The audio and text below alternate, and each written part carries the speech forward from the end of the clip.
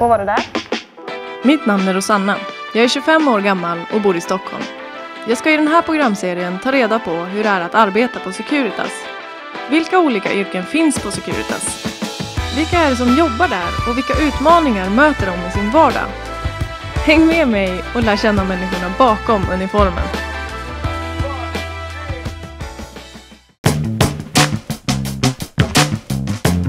I det här avsnittet ska jag prova att jobba som skyddsvakt på Muskö. Men först ska jag få testa hur det är att bära och använda ett tjänstevapen, som en del skyddsvakter gör. Det här är Thomas. Han är vapeninstruktör och avdelningschef på Securitas.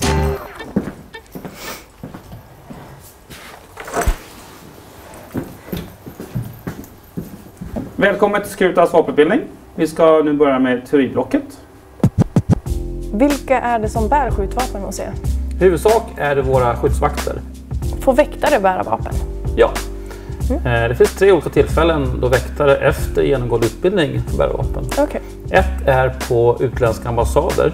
Ett annat är när så själv polisen bestämmer att ska beväpna väktare. Och det tredje är vid speciella särskilda tillfällen då vi söker om att få bära vapen på väktarna. Och det är till exempel när vi använder våra personskyddsväktare. Okay. Jag tänkte gå in lite säkerhetsregler. Yes. Det finns 5 stora tunga säkerhetsregler som alla ska kunna. Om man börjar med att betrakta alla vapen som laddade så siktar man aldrig mot någonting som man inte får avsikt att skjuta på. Nej. Den tredje säkerhetsregeln är att man inte har några fingrar på den här pang-knappen från dess man ska skjuta. Då. Man ska alltså vara säker på målet, omgivningen. Den 5:e säkerhetsregeln att högsta vapnet gör patron vid lugnt läge. Och nu börjar vi om igen då. Ja. Den första. Betrakta den alltid som laddad. Sikta inte på någonting förutom det målet, om man säger. Hålla koll på målet och omgivningen och... Nu ska vi se. Jag kommer nöta hål i huvudet på dig i underlagen. Så när jag faktiskt ruskar liv i dig i natt så kommer du faktiskt kunna i panik bara så babblar du de här. Ja. Höjd beredskap. Då ska jag upp med den. Håll bra. Eller? Nej. Här, jättebra. Höjd beredskap. Höjd beredskap. Jättebra. Vänstra. Ja. Är jag rätt? Oj, jag fick inte. Nu har jag bytt då. Så har du den riktiga pistolen igen då. Bara för att få den känslan då. Så höjd beredskap. Nej. Båda händerna. Greppar. Släpper alla spärrar. Upp. Bryter fram. Mantlar. Möter upp. Och ställer det bara. Ta fram vapnet till höjd beredskap. Nu. Ja. Nej. Så. Du var jätteduktig mantelrösa hos nyss. Svårt där. Höstra. Hur håller du nu då?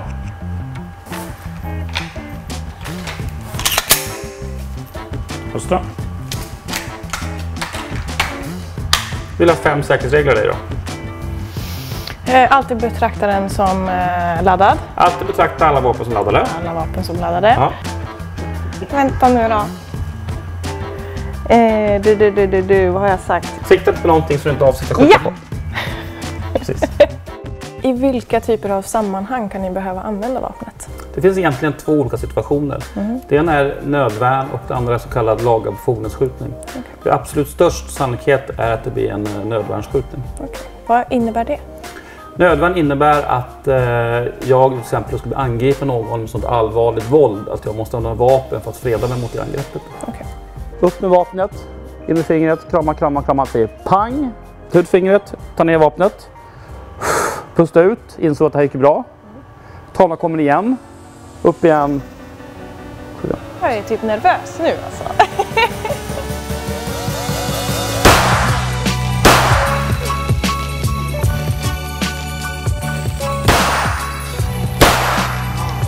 Bra, lägg vapen på bänken.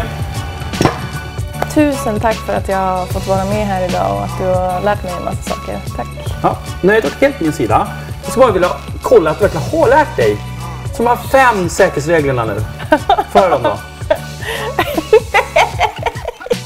Tack.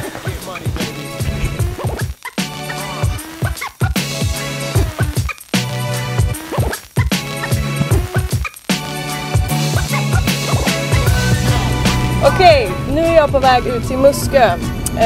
Det är en marinbas där Securitas jobbar bland annat med brandskydd och bevakning. Och det är alltså här jag ska få testa att vara skyddsvakt. Sjukt taggad. Nu kör vi!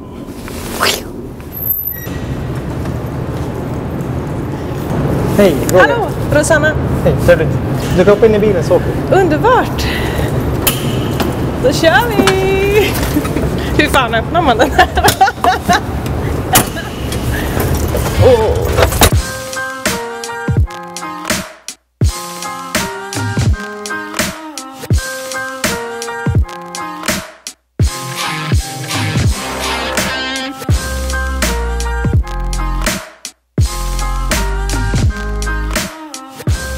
Är det mycket med ditt jobb som är hemligt?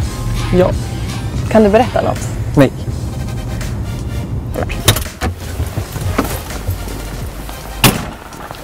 Okej. Då så. Här har vi Gävle. Så ska vi igång på. Vad är det vi ska göra här då? Ska kolla till läget i stort sett. Så att det inte blir någon åverkan. På något vis, och att tamparna är intakta. Så att det inte driver iväg. Vad kollar du efter? Så det inte har blivit något klotter eller vad som på skrovet. Ja, okej. Hur kom det sig att du blev skyddsvakt? Först jobbade jag som väktare. Och sen såg jag att de sökte skyddsvakter på ett skyddsobjekt. Vad är det för skillnad att jobba som väktare gentemot en skyddsvakt? Jo, arbetsuppgifterna är de nästan de samma. Okej. Vi ronderar, men även har vi fasta bevakningspunkter som vi har. Vi har ju lite ett annat lagstöd. Vi har också skyddslagen som skyddsvakter. Okej. Men annars är ju arbetsuppgifterna nästan samma. Okej, vad ska vi göra nu för någonting? Nu ska vi ut på en båtrondering med båtar. Okej. Vad är det vi ska göra då? Men vi ska se till så att inga båtar beträder området. Okej. Och så att ingen går i land. Spännande!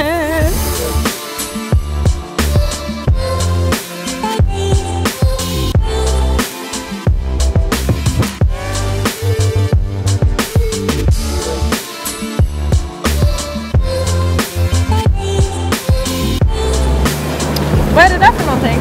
Här har vi dockmynningar för docka 1 och 2. Okej, det innebär... Där man tar in dem på dockning för reparationer och så vidare. Okej. Stora fartyg. Man får in Katarina-hissen i höjd inne i dockan. Är det sant? Från dockgolv upp till tapp.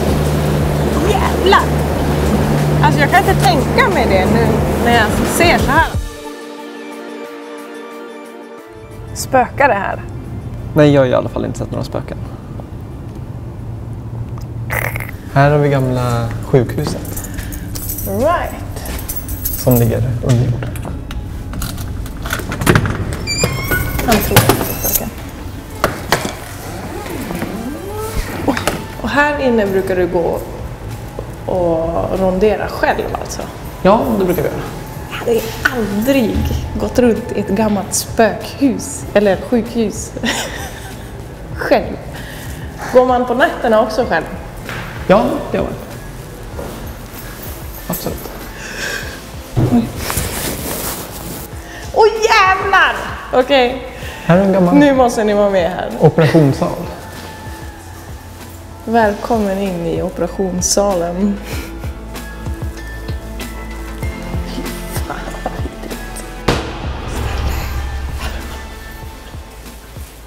Alltså jag blir ju så här när jag är här inne.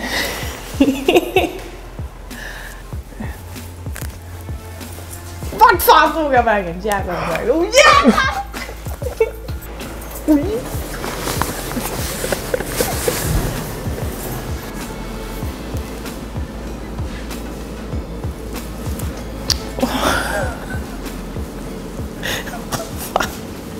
Jag blir rädd för allting nu.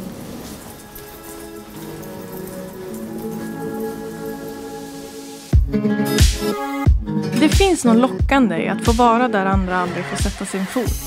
Och nere i tunnlarna på Muskö så kände jag historiens vingslag. Det var nog inga spöken där nere, utan en kvardröjande närvaro av de människor som jobbat och levt där i kalla krigets skugga.